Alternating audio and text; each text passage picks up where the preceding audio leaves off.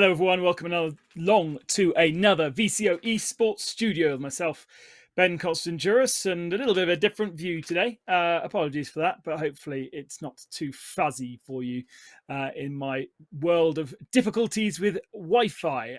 Today, we're taking it back kind of more to a community base. A man who has raced in the real world, but also races very successfully in the virtual world, and is part of a really kind of community team. It is Impulse Racing's Chris Shorter, who has recently taken victory in the Creventic Series. How are we, Chris? Hey, Ben. Yeah, I'm good, thanks. And yourself? Yeah, not too bad. Nice rig, by the way. We'll go through that in a little bit. You've got a decent setup behind you there. Yeah, for sure. So, Impulse Racing and yourself, it's not a particularly old marriage. I think you joined quite recently, didn't you? But already success in the latest round of the Creventic Series in the TCR class. Yeah, I must say my partnership with Impulse Racing is sort of really bloomed of late. I've only joined, well, I did only join 3 months ago. Really cool to see how well we work together. We did win the Creventic in the TCR at Hockenheim about 6 weeks ago, I think it was. And then obviously this weekend at Barcelona, we got another victory. So yeah, really chuffed with it. And you're a bit of a front-wheel drive specialist? I don't know about specialist, but yeah, I do drive front-wheel drive cars. So I come from a background in South African motorsport where I race in Polo Cup. I was the champion of the series back in 2016, which feels like a really long time ago. I then moved up into Mini Coopers in our national championship, which I finished second in. And then, yeah, it's just sort of grown from there. I love my motorsport, and I think that with everything that's happened, COVID related and lockdowns and so on, the sim racing side of it has definitely kicked off a lot as well. Has it kicked off since the pandemic for you? Is it something that you've been doing alongside your real world motorsport for a while? It has, yeah. I've been on iRacing now for, I think, 7 odd years, but I haven't ever been as competitive or serious about it as what I am now. I think last year with the lockdown, with so many league races happening, as well as so many big real world celebrities sort of on iRacing, it sort of reignited my love for it. And it was one of the only ways that we could still drive something during lockdown. So it kept me fit. It kept me sort of sharp for the real life racing. And yeah, just sort of my love for it grew. And yeah, all my savings have got into it, as you can see behind me, but loving it. And I presume you can't, like many of our European counterparts who use sim racing and iRacing to practice for big events. For you, there are many South African circuits kind of laser scanned for you, I presume. So you can't necessarily do that, and you must know some European circuits quite well on sim racing that you've never actually participated on in real life. Yeah, for sure. There is that aspect. And if there's anybody from iRacing watching, please can we have Kyalami? Which But one, though? yeah, You've got plenty of different options. no, Kyalami. We must get Kyalami to iRacing. That's the But only the track in South original Africa one. I would. No, the newest one. I prefer the Okay. newest one. Because the original one, wasn't the original one on Grand Prix Legends? I think it might have been, yeah. Yeah. I know it's on ACC as well, but yeah, that's a sim that I don't play too often. So yeah, we need it on iRacing. But yeah, back to your point, there aren't a lot of tracks that we can sort of learn from, but even just driving something like the TCR just keeps me in the habit of front wheel drive. Obviously, your braking techniques, the way you drive the car, your driving style. I've even found things that I can roughly translate setup wise and driving style wise from the sim to real world, and vice versa as well. So it definitely is a big benefit. And also being able to participate in a 24-hour race or a 12-hour race. My racing that I do is more sprint racing. So Yeah. it's awesome to be able to jump into a GTE or a GT3 car and go and be competitive. I imagine driving a front-wheel drive car in an endurance race such as the Creventic Series is a very different experience to just smashing it in a front-wheel drive sprint race, because ultimately you really do have to think about your tires, don't you, in endurance, whereas in sprint less so. Yeah, for sure. And in our sprint series, for example, there's a push to pass strategy. So there's that involved. But with the endurance racing, it's a lot more sort of conservation. You're looking at fuel conservation, you're looking at tire conservation, and also sort of setup wise, compromising for your teammates is also another important thing. My driving style isn't the same as all of my teammates. So sort of coming to a middle ground with teammates who I share the car with has been tricky, but the guys at Impulse are super good. So yeah, we've found a compromise that works for all of us in that sense. And is Impulse one of the first teams that you've joined in the sim racing world? Fully competitively, yes, it is. So how have you found suddenly having a group of what 20 odd 30 odd people around you, and working with teammates, and it must be a step up for you in terms of the way that you suddenly, I don't know, work, take it seriously. How has it changed your approach? Yeah, it's definitely changed my approach. But I feel it's benefited me as well. I feel a lot more prepared every time I jump in the car. And also with Impulse, it's great being able to work with so many different drivers and so many different skill sets. We're a team of 26 drivers now. We represent 6 countries. So sometimes the language barrier is a little bit of an issue with them being a German team. But yeah, I'm absolutely loving it, and the guys' feedback and teamwork is something that's really important to myself And and also to the team's benefit as well. how does it come about? Do you go hunting for teams and put yourself out there, or do you suddenly get an inbox on iRacing saying, "Hey, do you want to join this team?" So I'm not 100% sure on the bigger teams. I'm pretty sure that they have sort of scouts and they look out for talent and take them in. But my story started, I did a TCR race on iRacing, jumped into a lobby and I was racing against 4 Impulse cars. We had a really good race. I luckily beat them all. And I Ah, decided to go and do a bit of research on them and sort of find out who Impulse is. I saw them on social media.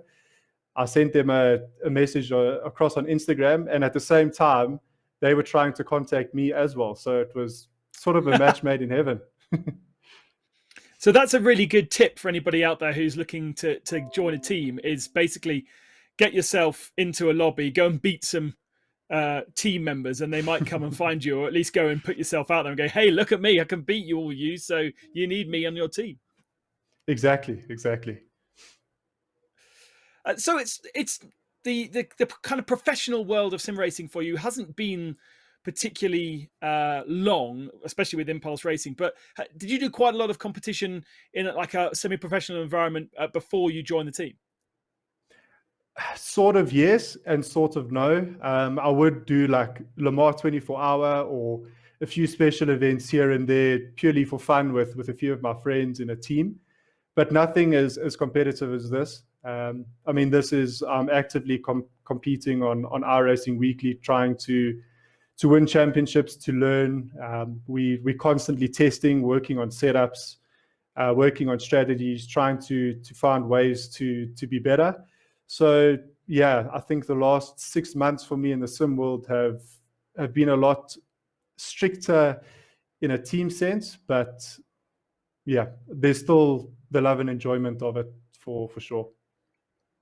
And does it replace, when you weren't racing because of COVID, the desires that you get from a real world championship, or does it give you some of that feedback that you would usually find when you're out in the real world going off to racetracks? Yeah, for sure it does. I still think if you take it seriously and it's something that you do seriously, you still feel the nerves pre-race. You're still worried. You don't want to crash the car. Um, so yeah, for sure it does. So, and are you still competitively racing in the real world? I am, yes. So you've got now a kind of a dual program. Does that kind of make you a professional racing driver, sim racing driver, or are you also working for real in another way? No, so I do have a day job. My racing over here isn't a full-time job, if you want to call it that. I do race for a professional team. Unfortunately, not paid yet by it, and sim racing wise as well, not paid as yet. But I do have a day job that I do as well. So pretty So busy. where do you find the time?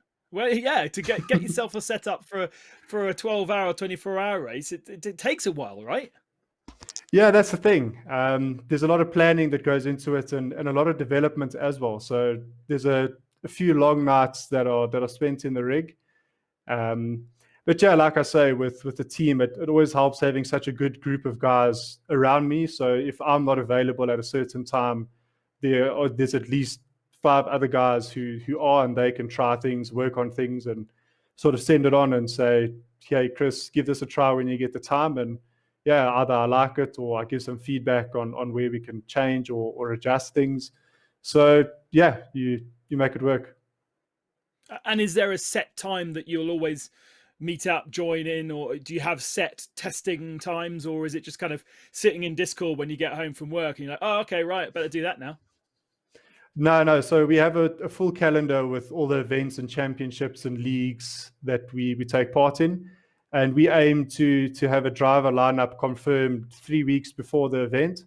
So we know who's going to be in a car, who the teammates are in a car. And then from there, we'll start to work on a setup and develop it. We'll host sessions and we'll test as a team, try different things, discuss different things.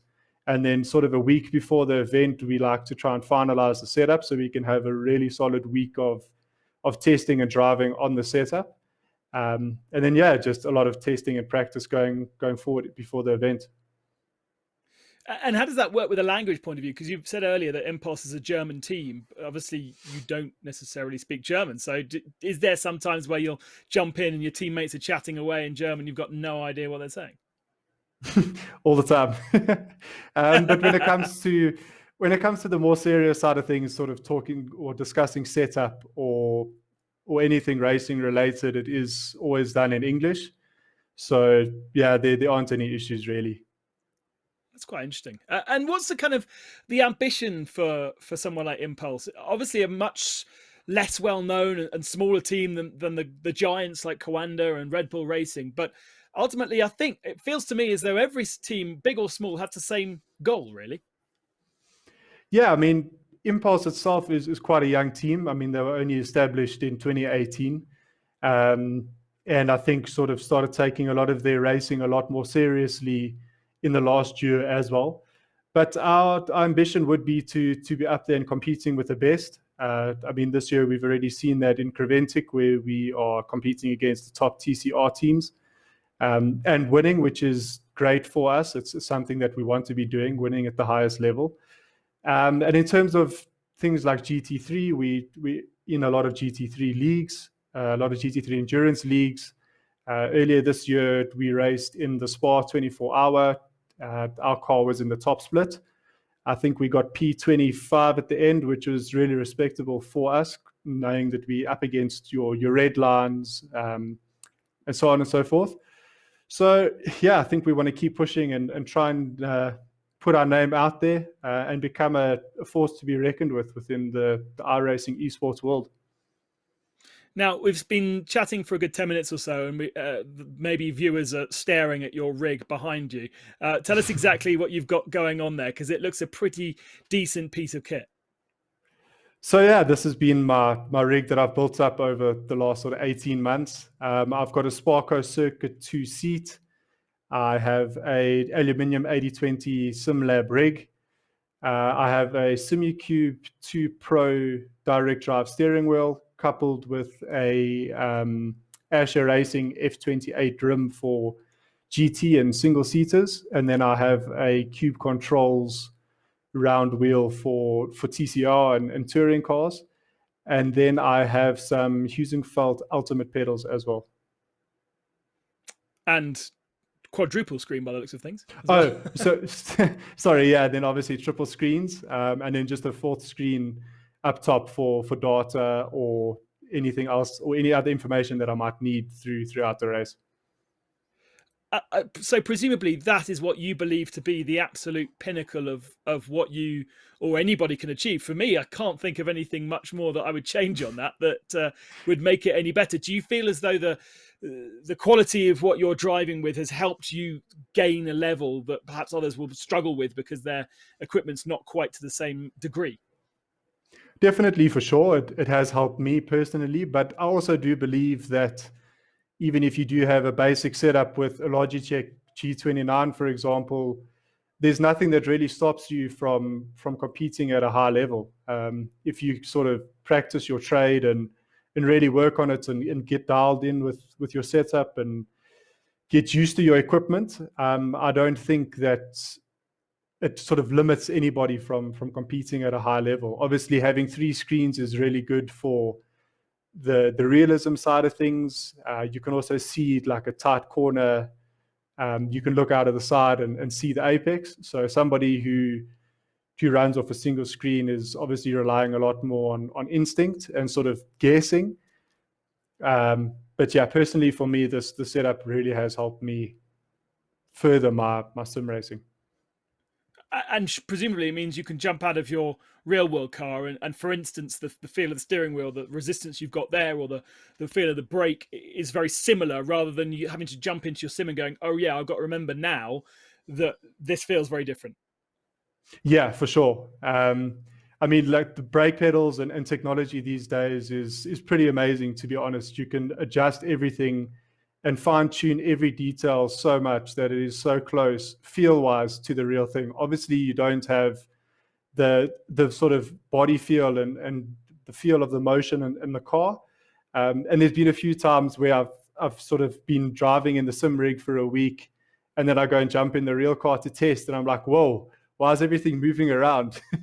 But yeah, it's really close feel wise. Not tempted by getting any kind of movement? That's just one step too far. Yeah, for me personally, that is one step too far. How I have it now is perfect. And it's quite interesting that so many people say that I've spoken to about movement that actually, unless it's totally bang on to what you would have in the real world, if you just get it one setting a little bit off, it can really put you off because it doesn't feel real. Yeah, exactly. It doesn't feel real. And maybe it's just me being biased because I've never really tried a proper full motion sim rig. But I mean, I've seen videos and stuff on the internet with guys in a motion rig. And when they brake for a corner, the whole car moves down by like over 30 centimeters, which would never happen in real life. And it pitches and it rolls. Whereas in a real life racing car, it's a lot stiffer and the movements aren't as great. Obviously, you can feel the tire grip and you can feel the edge of the tires and where the limit is in that sense. But yeah, maybe I'm just biased because I haven't tried it out properly.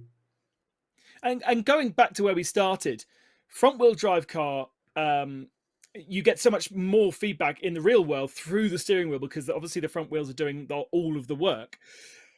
Does that therefore help you translate it into the virtual world where you don't have the seat of the pants kind of drifting and movement that you get from a rear wheel drive machine? Yeah, for sure. I think it definitely does. I think with a lot of the front wheel drive cars, you actually have to drive it almost like a wheelbarrow. So you have to rotate the rear around the corner, which is what we do in real life. Yeah. So yeah, even getting the car to do that setup wise on the sim has helped me a lot.